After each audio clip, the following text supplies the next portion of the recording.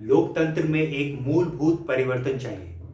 Democracy needs an upgrade. और ये पूरे विश्व भर के लोकतंत्र में ये परिवर्तन लाना आवश्यक है। केवल हम 15 सितंबर को इंटरनेशनल डे ऑफ डेमोक्रेसी हम मना लें, सेलिब्रेट कर लें और अच्छे अच्छे पोस्ट शेयर कर दें सोशल मीडिया पे, अब इससे बात नहीं बनेगी। क्यों हमें एक बदलाव चाहिए, एक चेंज, एक अपग्रेड चाहिए। आज के जो हमारी जो लोकतंत्र का की जो प्रणाली है, जो आज उसका जो ढांचा है, उसमें क्यों बदलाव चाहिए। उसका सबसे बड़ा कारण ये है कि आज की दुनिया बहुत तेजी से बदल रही है। पिछले 5 सालों में ये विश्व इतना जितना बदला है, शायद उतना पिछले 20 सालों में नहीं बदला होगा। और पिछले 20 सालों में जितनी दुनिया बदली है, उतना शायद पिछले 50-100 साल में नहीं बदली हो। और पिछले 100 साल में जितना दुनिया बदल गई, उतना पिछले 500 साल में नहीं बदली हो। तो ये चेंज जो है, ये जो परिवर्तन है, ये कंपाउंड हो रहा है। खासकर इंटरनेट के आने के बाद और सोशल मीडियाज़ के आने के बाद जिस तरीके से एक एक कंपाउंडिंग चेंज आया है सभी स्ट्रक्चर्स में, पूरी दुनिया के सभी प्रोसेसेस और सिस्टम्स में, उस परिवर्तन के हिसाब से आप अगर देखें आज की जो हमारी जो प्रणाली है, ये अभी बहुत पीछे रह गई है समय से। क्यों? इस बात को समझाने के लिए मैं आपको एक साधारण सी सरल सी एनालॉजी देता हूँ। एक क्लासरूम की, एक टीचर है, वो अपने क्लास में, अपनी कक्षा में जब छात्रों को, स्टूडेंट्स को पढ़ाता है, तो वो ये कहता है कि आपको मैं जो भी पढ़ाऊँगा, आप मेरे से प्रश्न नहीं पूछेंगे और आप मेरे से प्रश्न नहीं पूछ सकते। 5 दिन तक, पूरे वीकडेज में, सोमवार से शुक्रवार तक मैं जो भी आपको पढ़ाता हूँ, आप उसके बाद अगले सोमवार को आप अपने प्रश्न पूछेंगे। ऐसे होते हैं, कई शिक्षक ऐसे भी होते हैं, और वो ये कहें कि आप नोट करके रखें कौन कौन से प्रश्न आपको जटिल लगते हैं, कौन से प्रश्न का उत्तर आपको मेरे से समझना था। उसके बाद आप सोमवार को आप मुझसे पूछें, मैं आपको बताऊंगा। लेकिन मेरी क्लास के दौरान आप मुझे टोका टोकी नहीं करेंगे, आप मुझे डिस्टर्ब नहीं करेंगे। एक तरीका ये है। दूसरा तरीका है वैसे ट्यूटर, वैसे टीचर, शिक्षकों का, जो ये कहते हैं कि कभी भी कोई भी डाउट हो पूछो, हाथ खड़े करो और परमिशन मांगो और पूछो। कभी भी कोई भी डाउट हो, मैं पढ़ा रहा हूँ, जिस समय तुम्हें लगे कि सर ये बात समझ में नहीं आ रही, मैडम ये डाउट है, मुझे ये समझ में नहीं आ रही, प्रश्न पूछो। ये दूसरे तरीके के शिक्षक हैं। ये दो प्रोसेसेस में, ये दो तरीके में आपको कौन सा तरीका आज के समय के हिसाब से अधिक समीचीन लगता है? निश्चित रूप से ये जो दूसरा तरीका है, जिसमें कोई टीचर आपसे ये कहे कि मैं जब भी पढ़ा रहा हूँ, कभी भी किसी भी समय कोई भी डाउट हो तो पूछो। ये जो दूसरा तरीका है, सेकंड अप्रोच, इसे हम, अगर मैं कंप्यूटर की भाषा में कहूँ तो इसे इंटरैक्टिव मोड कहेंगे।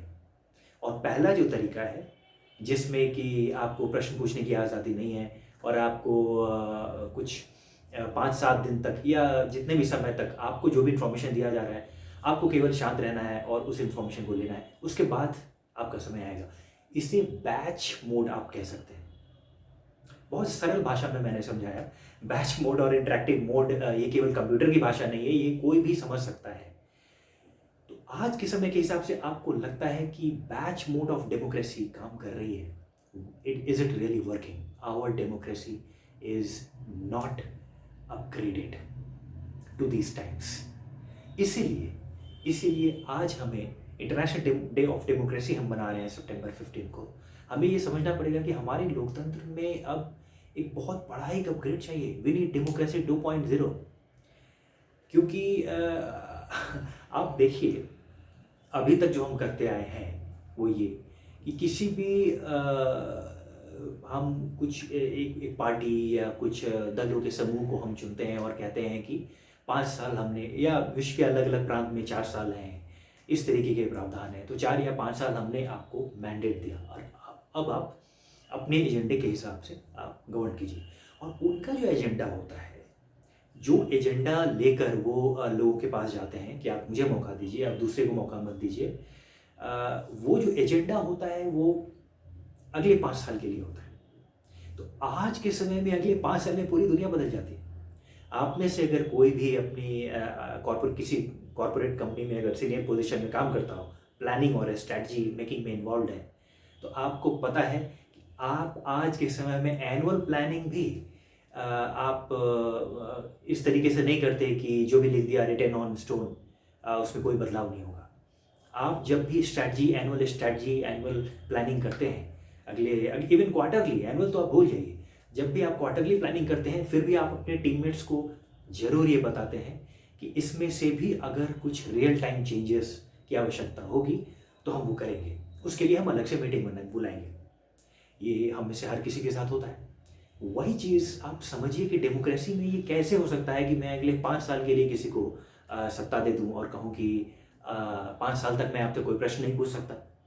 वो बैच मोड वाली बात होगी। ये वैसे टीचर की बात हो गई जिससे हम कोई 5 साल तक प्रश्न नहीं पूछ सकते, कोई तरीका नहीं है। अभी हमारे पास कोई मैकेनिज्म नहीं है प्रश्न पूछने का, और 5 साल के बाद फिर वो आएंगे।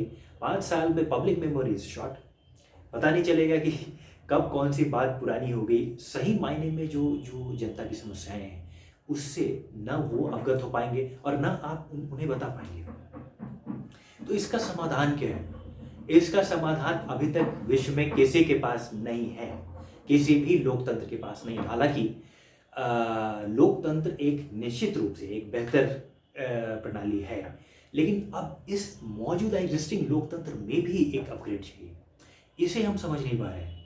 कुछ भी हम कर सकते हैं जिससे रियल टाइम हमें जनता से जुड़ने का मौका मिले, और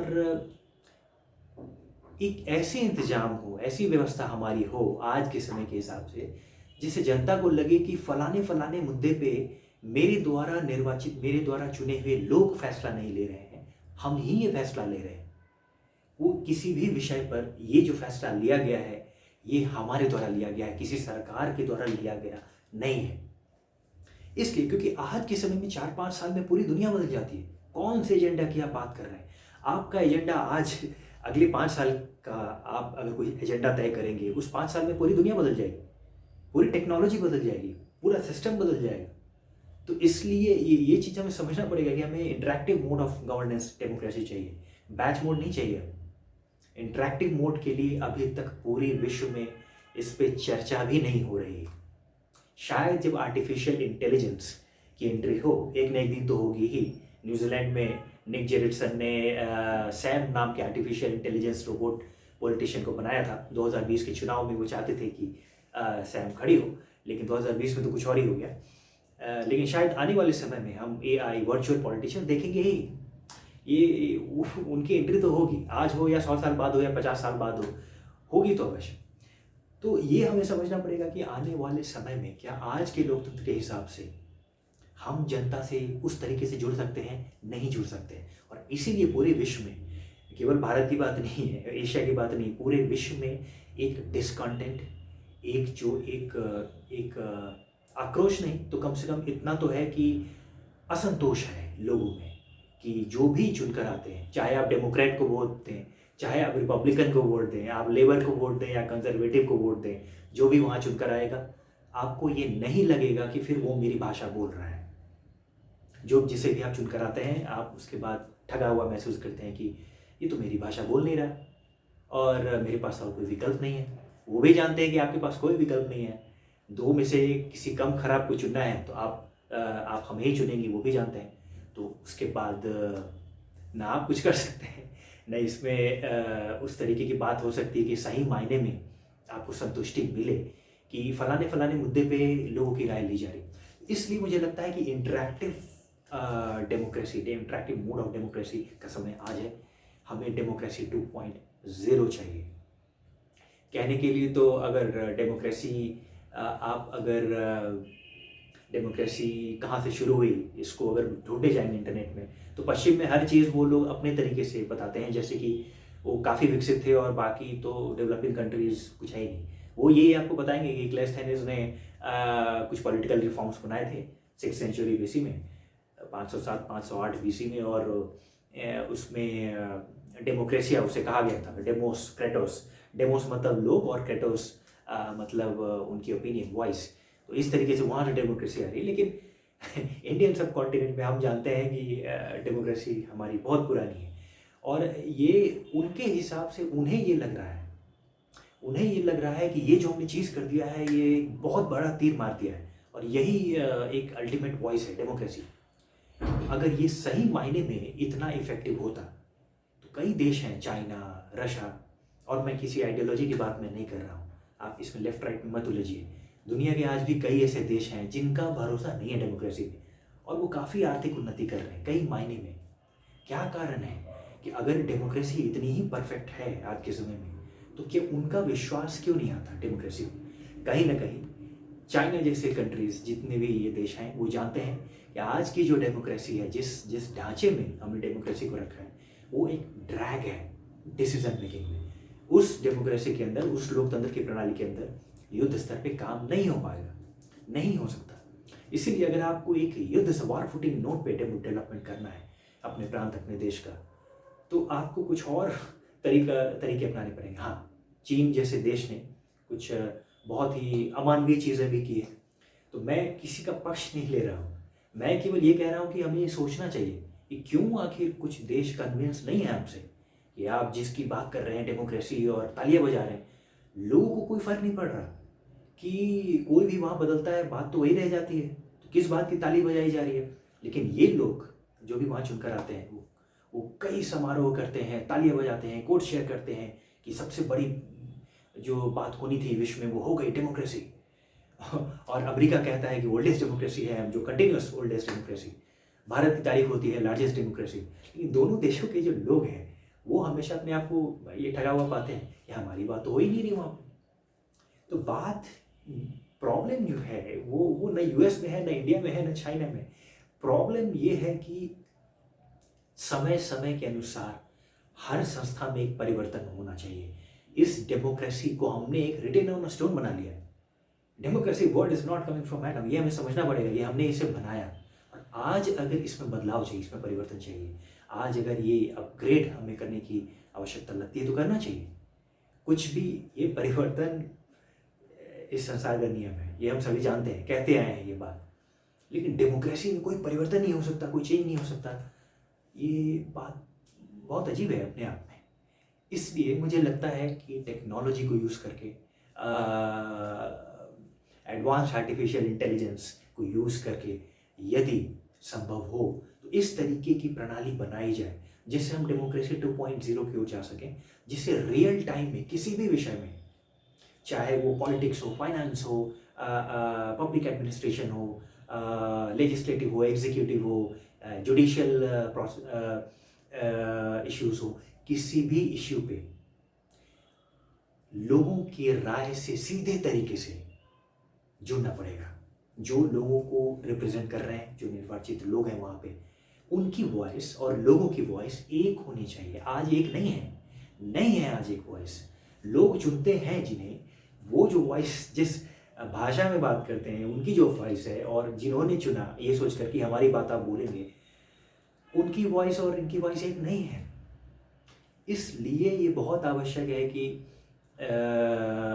ये हम रियल टाइम में कुछ इस तरीके के बदलाव लाएं जिससे अलग अलग विभिन्न इशू पे सरकारों की चुनी हुई जो निर्वाचित लोग हैं उनकी आवश्यकता कम से कम हो। जिसकी हम बात करते हैं मिनिमम गवर्नेंस, मिनिमम गवर्नमेंट और मैक्सिमम गवर्नेंस हम कहते हैं ना, इसे वो फॉलो नहीं हो रहा है स्पिरिट में, कि उनका रोल कम से कम हो और लोगों को ये लगे कि हम ही रूल कर रहे हैं अपने आप।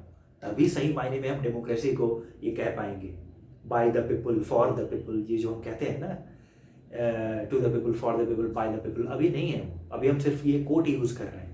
सही मायने में ये नहीं है, ये बाय द पीपल ये नहीं है कि ये केवल एक वोट डालने वाली बात है। डेमोक्रेसी मतलब आपको बोला गया है और आपको पता है कि 5 अगर वहाँ पे आपके पास नाम है, आपको किसी में भी 5 में से किसी में आपकी दिलचस्पी नहीं है, लेकिन आप अपने 2 घंटे आप लाइन में लग कर आए हैं और किसी न किसी को तो आप वोट डालेंगे।